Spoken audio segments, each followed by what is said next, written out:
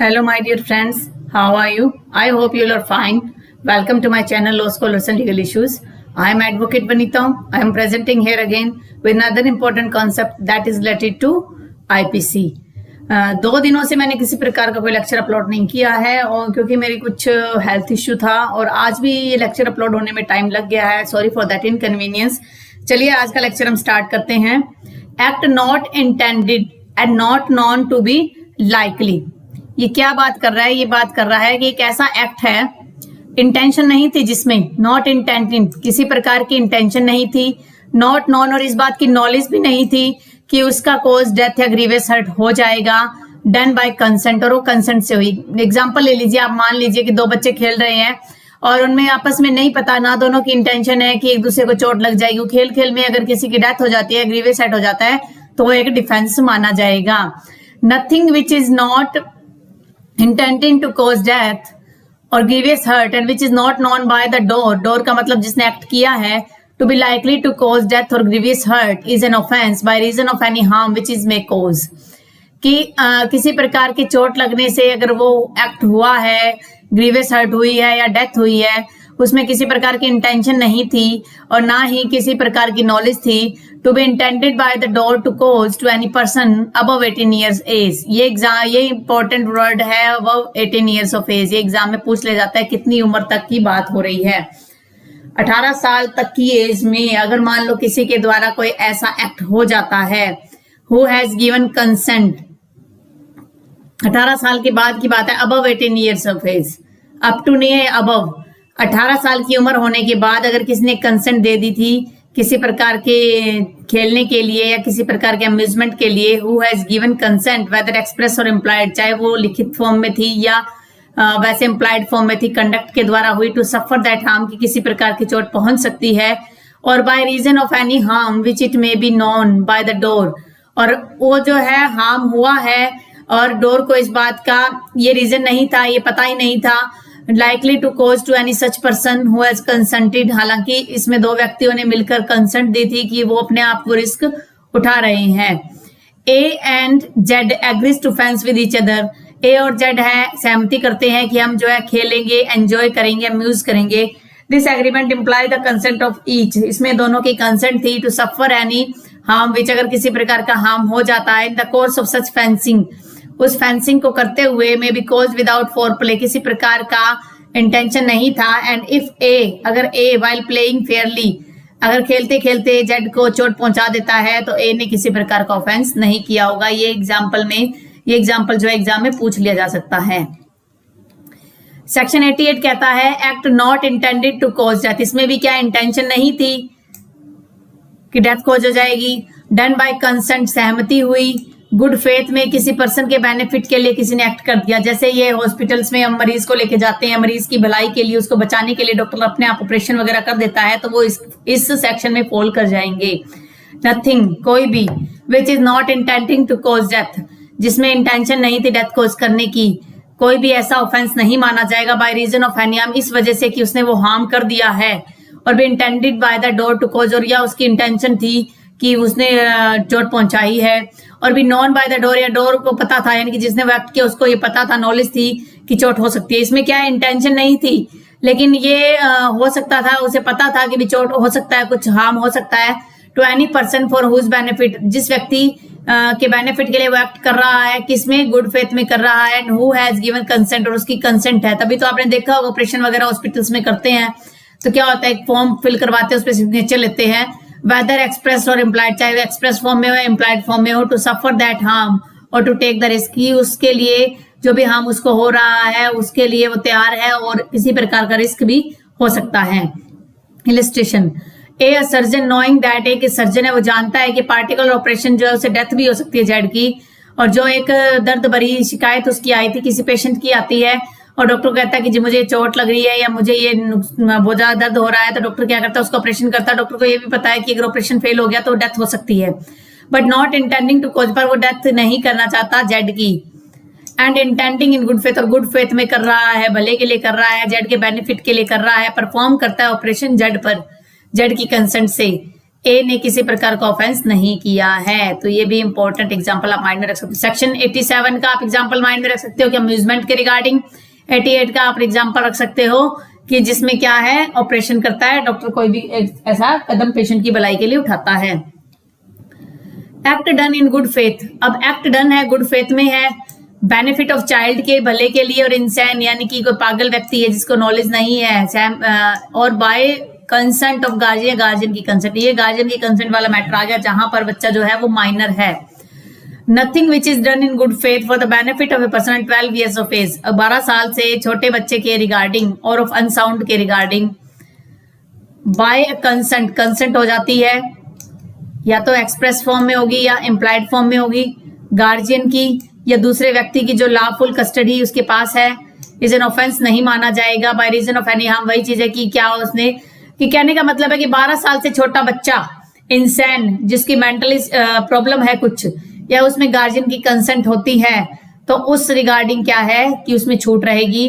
Proviso कहता है that this exception shall not extend to the intentional. किसी ने जानबूझकर इंटेंशनल अगर डेथ कॉज कर दी है उस मामले में ये नहीं माना जाएगा, या किसी ने डेथ कॉज करने का प्रयास किया है। सेकंड प्रोवाइजो कहता है कि this exception shall not extend to doing of anything which the person doing it not.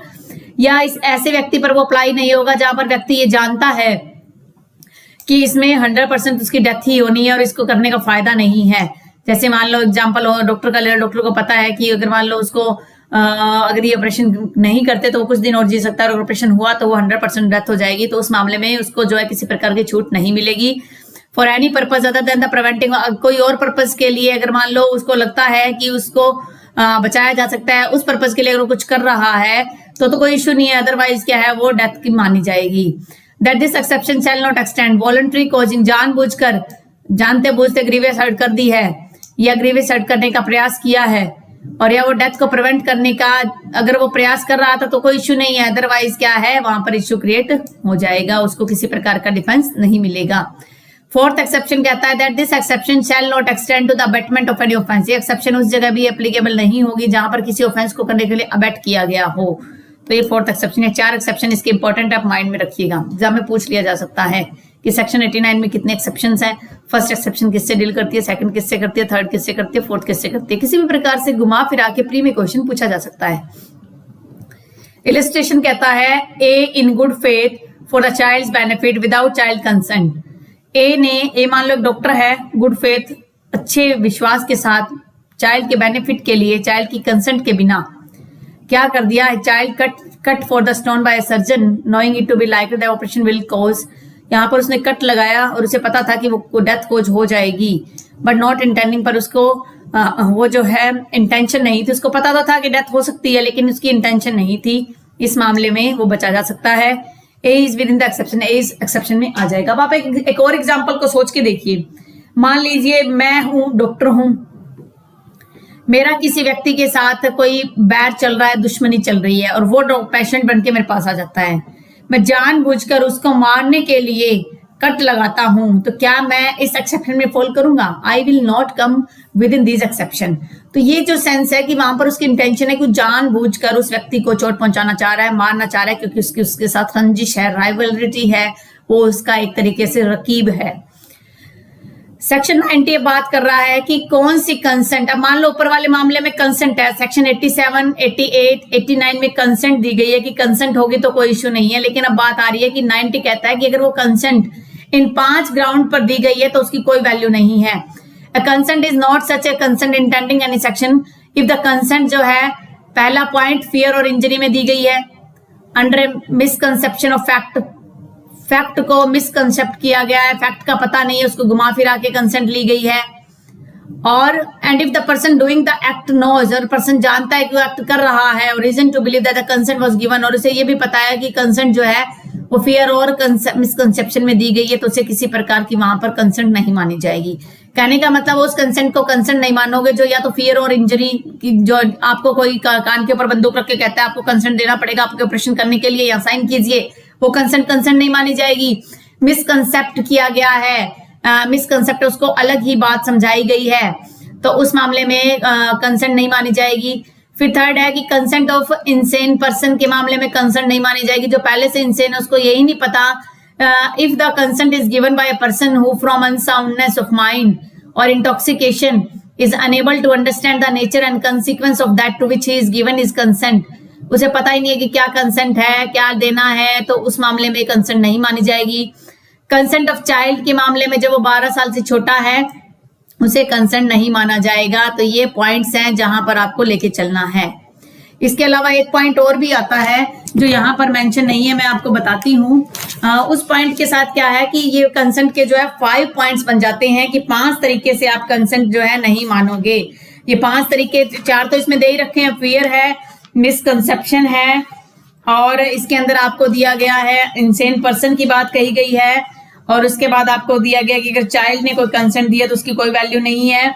यहाँ पर आप एक 5th कंसेंट और लिख लीजिए। एक कंसेंट और होता है, that consent is consent in of intoxication, आप कह सकते हो कंसेंट ऑफ इंटॉक्सिकेशन। एक कंसेंट अगर किसी ने इंटॉक्सिकेशन में कोई कंसेंट दी है वो भी काउंट नहीं होगी। Consent of consent by intoxication, किसी को नशा दे दिया गया और आपने उसकी कंसेंट ले ली, इंटॉक्सिकेशन, तो उस मामले में भी वो कंसेंट जो है कोई वैल्यू नहीं रखेगी। ये होगा 5th पॉइंट। अब अगला पॉइंट आ जाता है, ये जो ना बेयर एक्ट में कुछ दिए होते हैं प्रोविजन, वो भी आप देख लिया कीजिए। ये मेरे पास बेयर एक्ट ओपन है, ये यूनिवर्सल का बेयर एक्ट है। इसमें एक नीचे केस का नाम दिया गया है, state of Uttar Pradesh versus Naushad. इसके फैक्ट्स इंपॉर्टेंट है। If consent is given by the prosecutrix under misconception of fact, विशेष कर दिया जाएगा कि सेक्सुअल इंटरकोर्स किया गया यहाँ पर, और उसमें ये जेरेंस दिया गया उसे कि after she got pregnant he refuse to do so, कि अगर वो प्रेग्नेंट हो जाए तो उसे शादी करने से इसने मना कर दिया था। मिसकंसेप्शन हो गया था यहाँ पर कि वो उससे शादी करेगा, लेकिन जब वो लेडी प्रेग्नेंट हो जाती है तो उस मामले में वो शादी करने से मना कर देता है। तो ये जो कंसेप्ट था, ये जो उसकी कंसेंट थी, मिसकंसेप्शन था। मिसकंसेप्शन को अगर आप सिंपल समझो शब्दों में तो मिसकंसेप्शन का मतलब आप कह सकते हो कि कोई प्रकार की गलत फहमी हो जाती है, गलत विचार माइंड में रख लिया, गलत सोच लिया, उसके रिगार्डिंग उसे मिसकंसेप्शन बोला जाता है। यह हो गया हमारा कंसेंट का सेक्शन 90। अब हम बात करते हैं सेक्शन 91 की, जो बात कर रहा है exclusion of acts which are offences independently of harm cause. कोई ऐसे एक्ट्स हैं जो इंडिपेंडेंटली ही अगर उसको एक्ट को कर दिया जाए तो वो हार्म कॉज कर सकते हैं, उसको एक्सक्लूड किया गया है। जो एक्सेप्शन दी गई है सेक्शन 87, 88 और 89 में, do not extend to acts, उन एक्ट्स पर ये लागू नहीं होगा which are offences independently of any harm, जो किसी हार्म के लिए खुद ही इंडिपेंडेंट लाइबल हो जाता है, विच दे में कोज, जिससे वो करा गया या जिसको करने के लिए इंटेंशन थी उसकी, विच दे में कोज करा गया, या भी इंटेंडिंग टू कोज, या उसकी इंटेंशन थी, या वो जानता था कि अगर उसको करा गया है तो वो नुकसान होगा और उसको हार्म पहुंचाएगा। तो उसमें अगर गिविंग कर देते हैं, कोई कंसेंट दे देता है और किसी दूसरे के बिहाफ पर, तो वो जो है इसके अंदर फॉल नहीं करेगा। ये बात करता है हमारा सेक्शन 91। एक्सक्लूजन हो गया, एग्जाम में पूछा जा सकता है एक्सक्लूजन किस चीज का माना गया है इसके अंदर। तो ये जो एक्सक्लूजन है सेक्शन 91 में, वो एक्सक्लूजन आप कहेंगे सेक्शन 87 का, 88 का और 89 का। मान लीजिए कि इलस्ट्रेशन अगर आप देखिए इसका, कोजिंग मिसगैरेज करना, किसी का गर्भपात करवा देना, अबॉर्शन करवा देना, अनलेस कोज इन गुड, जब तक कि गुड फेथ में ना हो, किसी वुमन की लाइफ बचाने के लिए। मान लो किसी और अगर ऐसा लगता है कि अगर इस बच्चे की डिलीवरी होती है तो वो वुमन की डेथ हो सकती है, उस मामले में उसको करवाया जा सकता है। अगर मान लो वो उस सेंस में नहीं कराया गया, कोजिंग मिसगैरेज का 312 से लेकर अलग ऑफेंस काउंट होता है independently. Any harm which it में कोज इंटेंडिंग टू वुमन, जहां वुमन को इंटेंशन थी कि वुमन को भी कोज दिया गया है, therefore it is not an offence. Woman को बचाने के लिए कुछ किया गया तो वो ऑफेंस नहीं माना जाएगा उस हार्म के लिए। And the consent of the woman और गार्जियन, उस मामले में अगर मान लो वुमन की कंसेंट होती है या गार्जियन की कंसेंट होती है तो वो इस एक्ट को जस्टिफाई नहीं कर सकता, जब तक कि ये उसमें कंडीशन है कि अगर वुमन की भलाई के लिए आप मिसगैरेज करते हो तो कोई इश्यू नहीं है। अदरवाइज वुमन की भलाई नहीं है, वैसे ही हम बच्चे को अबॉर्ट कर रहे हैं, बेटा है या बेटी है उस सेंस में, तो वो क्या माना जाएगा, उसमें अगर कंसेंट है भी वुमन की या गार्जियन की तो कोई वैल्यू नहीं रखता। तो ये कह रहा है सेक्शन 91। तो आज का लेक्चर हम जो सेक्शन 91 तक करेंगे।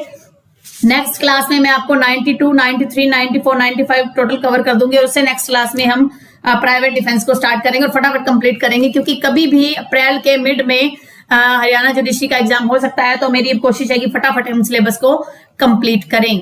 तो अगर आपको आज का लेक्चर अच्छा लगा तो आप मेरे इस वीडियो को लाइक कीजिए। अगर आप मेरे चैनल पर न्यू और फर्स्ट टाइम इस वीडियो को देख रहे हो तो मेरी आपसे रिक्वेस्ट है कि आप मेरे चैनल को सब्सक्राइब कर लीजिए और बेल आइकन पर जरूर क्लिक कर दीजिए, जिससे फर्दर जो भी न्यू वीडियो की नोटिफिकेशन आए सबसे पहले आपको उसकी सूचना मिल जाए। अभी तक कोरोना का इशू बढ़ रहा है, कई स्टेट्स में काफी ज्यादा बढ़ चुका है, तो आप अपनी हेल्थ का ध्यान रखिए। Stay home, stay safe, stay healthy. Thank you for watching. Have a nice day.